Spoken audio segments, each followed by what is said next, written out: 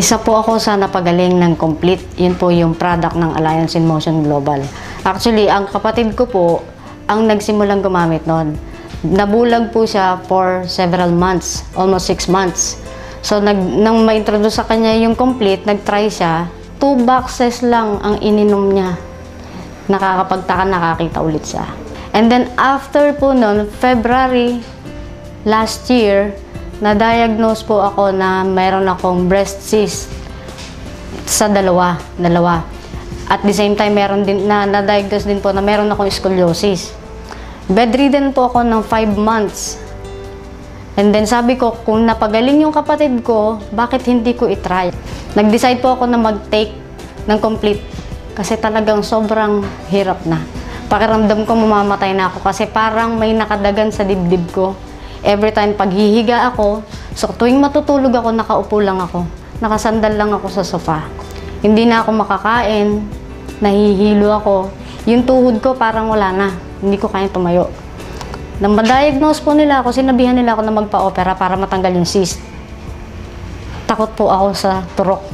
So sabi ko, dediretso ko. Uminom po ako ng 3 capsules every 4 hours.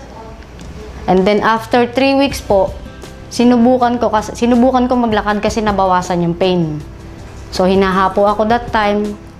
After 3 weeks po, naglakad ako, nakaabot ako ng 3 blocks away from home. Pagkaraan po, after 5 weeks, nagsimula akong magbike. And then hanggang sa kasalukuyan po, dire-diretso po akong umiinom. Wala na po totally yung aking cyst. Hindi ko po alam kung paano natunaw yun, pero nawala po lahat ng pain. So, yung middle bone ko po na sinabi ng doktor na namamaga noong February last year, na-prevent po yung paglala. So, lahat ng pain na naramdaman ko, kung mararamdaman nyo lang yung sakit, parang hinihiwa yung likod ko mula sa batok ko hanggang sa dulo sa ilalim. Para siyang hinihiwa. So, every time na huhugot ako ng paghinga ko, napakahirap para sa akin. So, nung mag-take ako ng Complete, lahat po nawala. So, hanggang sa ngayon, dire-diretso po. Kaya lang ngayon, magme-maintain na lang ako. Pag nawawala po yung Complete, parang nanghihina ako. So, hindi pwedeng mawala sa akin yun. Napaka-imposible na paniwalaan na ako nakabangon. Maraming hindi naniwala sa akin na ako'y gagaling pa. Salamat kay Lord na naging instrumento niya ang Alliance in Motion para makapagpagaling ng mga may sakit na tulad ko.